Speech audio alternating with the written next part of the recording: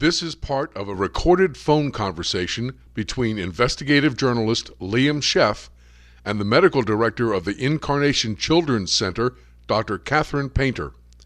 The sound quality is not the best, scratchy and distorted at times, but the interview itself is extremely important to hear from the horse's mouth the atrocities that were occurring at the ICC in New York City.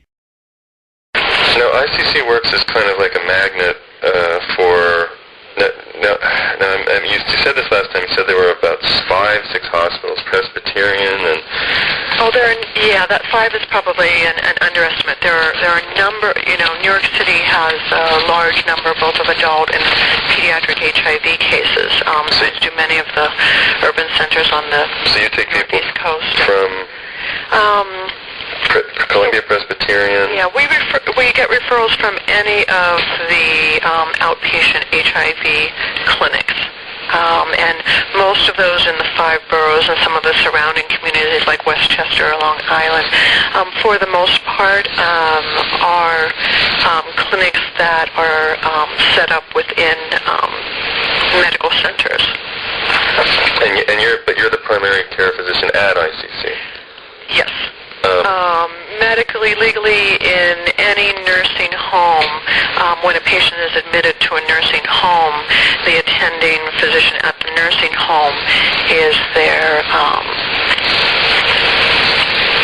their physician for treatment and medical decision-making advice, and that's you. And the patient can continue to be involved with other physicians and care providers, technically consultatively. The reality of that is that because our mission or work really is very different than what a geriatric nursing home is set up to do, and of course the regs and the setup and the history of nursing homes largely reflects the overwhelming predominance of geriatric nursing home needs. But because what we're doing is hoping, very few children infected with HIV or with AIDS need to spend the rest of their life in a nursing home. In that our work, our interventions are designed to be intensive, but over a short to moderate term, so that the child, when they're medically stabilized or able to adhere to medications with the involvement and support of their caregiver, can return to their home or a home if they're in foster care. So that means that we continue to work very closely and maintain ongoing relationships and medical visits of the patients with the clinics that refer to us. When I was doing research, I found that the government's clinical trial database lists these things going on in these trials of these new vaccines, and also a lot of different AIDS drugs that have already been used, but in different combinations. Right. And ICC is part of that, and Presbyterian is part of that. Yes and no. We previously also had, as part of ICC's work, an outpatient, community-based HIV-focused or specialized clinic. When we were relicensed 3 years ago, we started out in '89 as a group foster home, providing enhanced medical care for HIV-infected children. We started out as a group foster home under Catholic Home Bureau, which is a foster care agency under the Catholic Charities arm of the Archdiocese of New York. In 2000, in July of 2000, we were relicensed under the Department of Health, so now out of the social services arm of the state, but as a Article 28 skilled nursing facility, or SNF. Let's see, so what was I saying? So in terms of treatments and research, access to clinical trials for any patients, adult or pediatric, is available through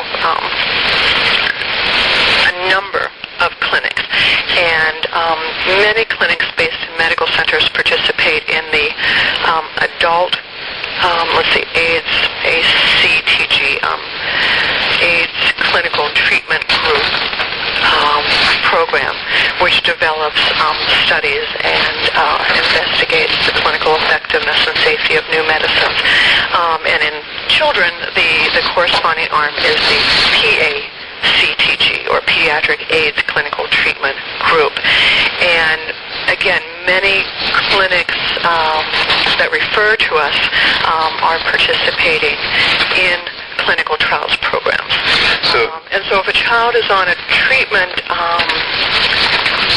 protocol, they would undergo that monitoring, testing, protocol entry, supply of an experimental drug through their outpatient clinic, and we can maintain that treatment here. So if a child is on an experimental drug, the clinic site supplies the drug to the child, and their caregiver, of course, is the one who actually picks it up, either the nursing aide who accompanies them from us, or their parent or caregiver, and brings it back to us if it's not a drug that's available routinely through a pharmacy. Currently, the children most recently here who have been on newer therapies have been on T20 or Fusion, and it's now available through a progressive access program from the pharmacy, which is Hoffman-LaRoche, and previously, until very recently, was the children who were receiving it were in a expanded access clinical protocol. I often say that what we're asking of our patients and our families in our recommendation for their regimens and their level of adherence is actually something that is, beyond 100%. Patients are being asked to take all of their medicines all of the time, whether they have them on hand or have run out, whether the pharmacy has filled and delivered the script, whether the clinic has responded to a request for a refill promptly, whether the medicines make you sick, whether you're at home or away, whether you're ill with an intercurrent illness. And for children, it's additionally challenging because an adult or an older child or adolescent can make the decision to take medicines based on what they know about their diagnosis, what the medicines do. For children who are younger, or children who are developmentally delayed, or children with mental health problems, that independent decision to adhere to medicines may not be possible, and so then you're faced with a situation of a caregiver or a parent being advised to give medications to a child who doesn't know or is not able to appreciate why they need medicines, why they need to take it all the time, why they need to take it even if it tastes bad or upsets their stomach. It can be difficult. So we are having an increasing number of referrals over the last several years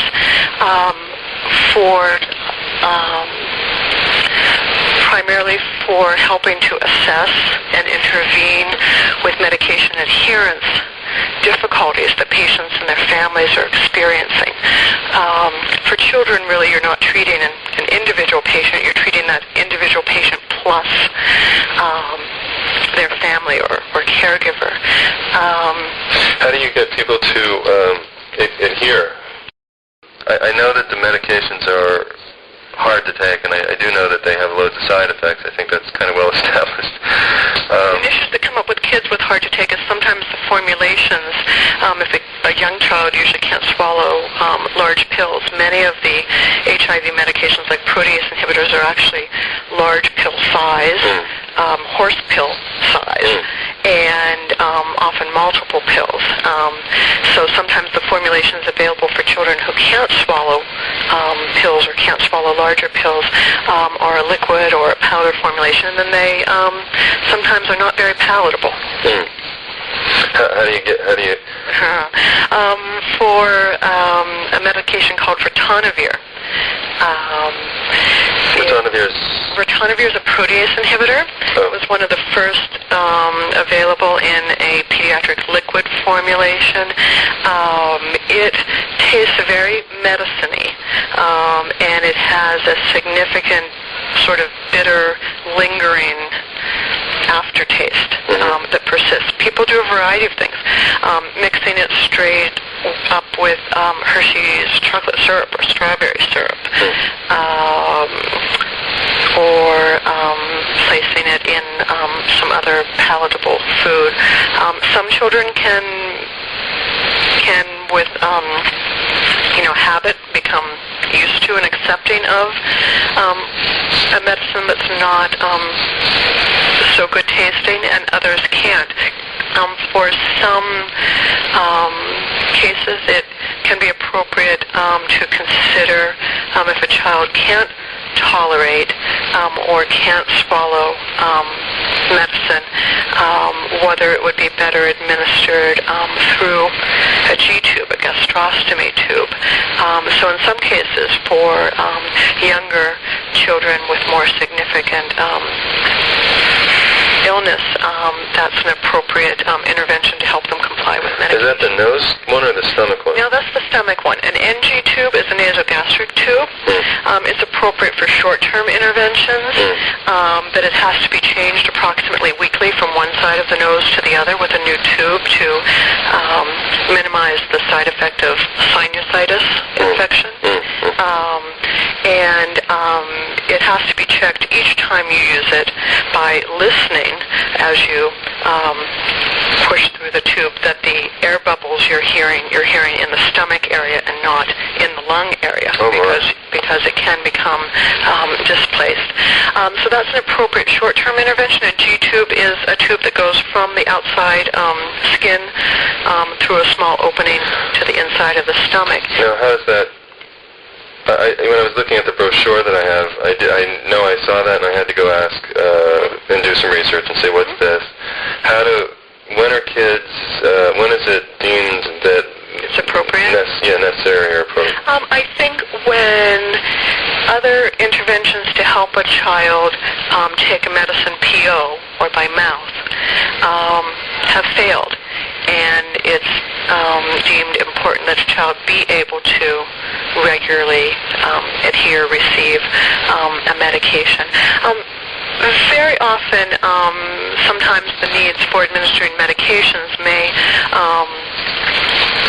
occur with the additional need to supplement a child's nutrition. So some children, in addition to receiving medication through a G-tube, receive supplemental formula feedings through a G-tube if they have failure to thrive. How do you put in a tube?